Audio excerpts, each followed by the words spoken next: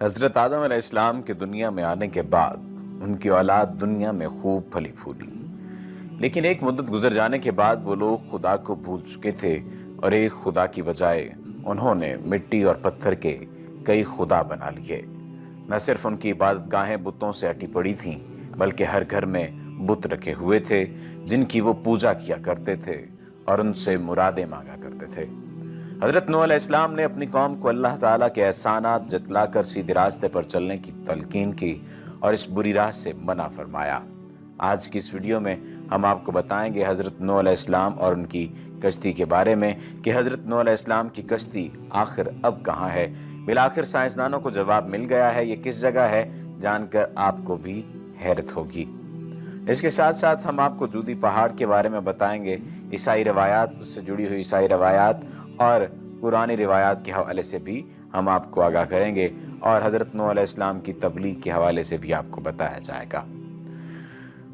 قرآن مجید میں اللہ تعالیٰ نے جن قوموں کا تذکرہ کیا ہے ان کے آثار آج بھی موجود ہیں۔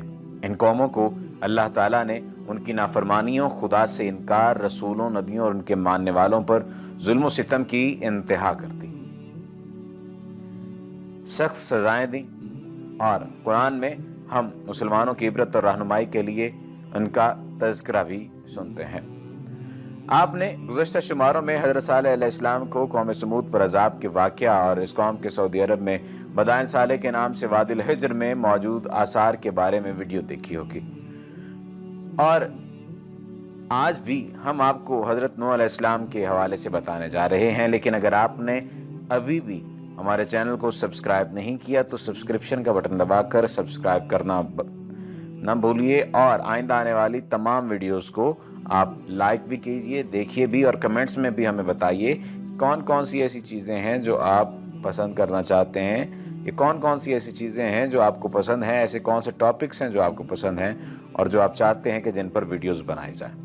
حضرت نوح علیہ السلام کو آدم ثانی بھی کہا جاتا ہے کیونکہ آپ کے افراد، خاندان اور اللہ تعالیٰ کے حکم سے تیار کی گئی کشتی میں جانوروں کے علاوہ ہر شے پانی میں غرق کر دی گئی تھی۔ کشتی پر جملہ 8 افراد سوار تھے۔ حضرت نوح علیہ السلام، آپ کی اہلیہ، 3 بیٹے اور بہویں، باقی تمام مختلف اقسام کے جانوروں کی جوڑیاں تھیں۔ نوح علیہ السلام کا واقعہ اگر سابقہ آسمانی کتابوں کے تناظر میں دیکھا جائے تو توریت، زبور اور انجیل میں بھی ملتا ہے۔ چین کے عیسائی مبلغین اور سائنسدانوں کی ایک تحقیقاتی ٹیم نے کئی ماہ پر مشتمل اپنی تحقیق کا اختتام 2010 میں اعلان کرتے ہوئے کیا کہ انہوں نے حضرت نوح علیہ السلام کی تاریخی کشتی کو تلاش کر لیا ہے۔ یہ کشتی مشرقی ترکی میں واقع کوہ رارات پر ملی ہے، جس کی چوٹی کی بلندی 12,000 فٹ ہے۔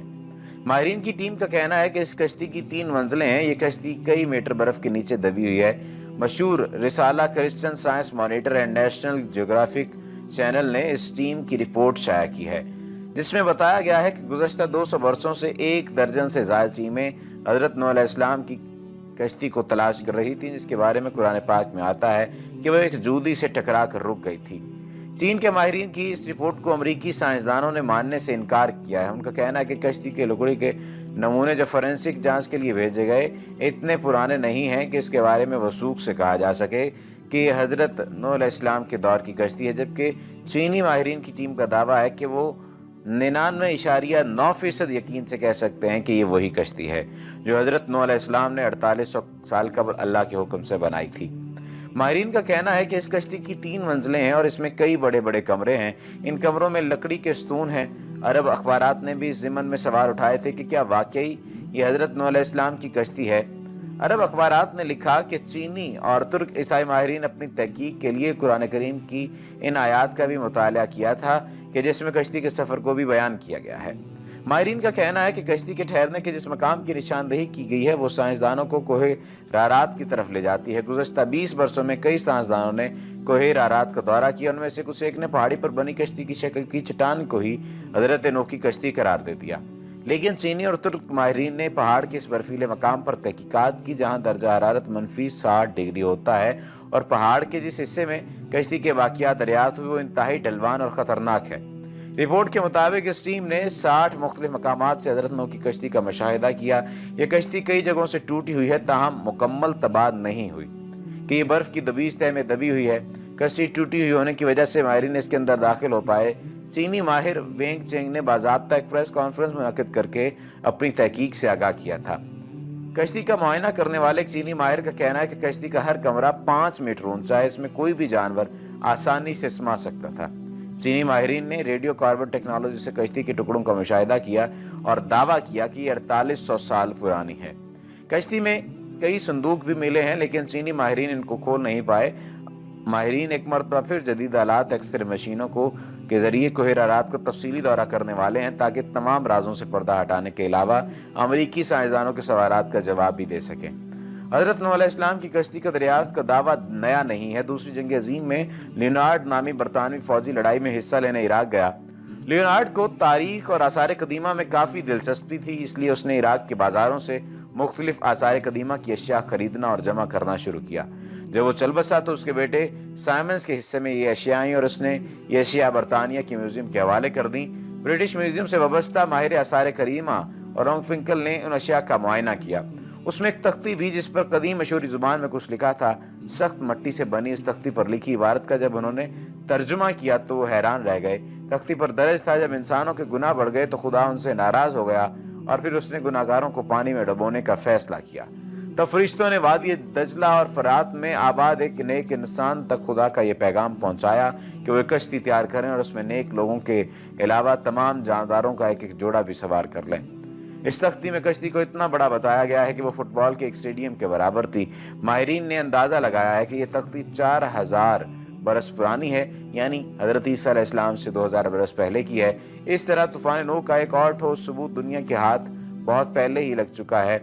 आम तौर पर मज़हब खुसूसन इस्लाम के मुनकरीन जो हैं इन वाक़यात को अफसानवी किस्से करार देते हैं। ये तमाम सबूत उनकी आंखें खोलने के लिए काफ़ी हैं। इस तख्ती पर यह भी लिखा है कि नूह की कश्ती आजकल की कश्तियों की तरह लंबी नहीं थी, बैजवी यानी अंडे नुमा थी। ज़माने में दजला और फरात में इसी तरह की कश्तियाँ चलती थीं। कश्ती के ठहरने के मकाम में कुरान मजीद के आयत और सूरत हूद में आयत नंबर 44 में बताया गया है कि वो एक बुलंद मकाम जूदी पर जाकर रुकी थी। इराक और शाम के कदीम बाशिंदे बाबुल के दौर में ये समझते थे कि कश्ती कोहे किरदा पर ठहरी थी। ये मशहूर पहाड़ जजीरा इब्न मकाम यानी जोदी पर वाक़े है, उमर के करीब है, इब्न उमर के करीब है। ये मकाम भी अब तुर्की के हिस्से में है, ताहम इराक की सरहद इससे मुत्तसिल है। मुस्लिम साइंसदान तारीखदानों का इस हवाले से भी एक मौक़िफ़ है। मुस्लिम साइंसदान तारीखदानों ने कोहे करदा को ही नूह की कश्ती का ठहराव का मकाम करार दिया है, इसलिए पहाड़ मुसलमानों में कोहे जूदी के नाम से मशहूर हुआ। ताहम ईसाई मुबल्लिगीन का कहना है कि कश्ती कोहे अरारात पर जाकर रुकी थी। ये पहाड़ आर्मीनिया और तुर्की की सरहद पर है।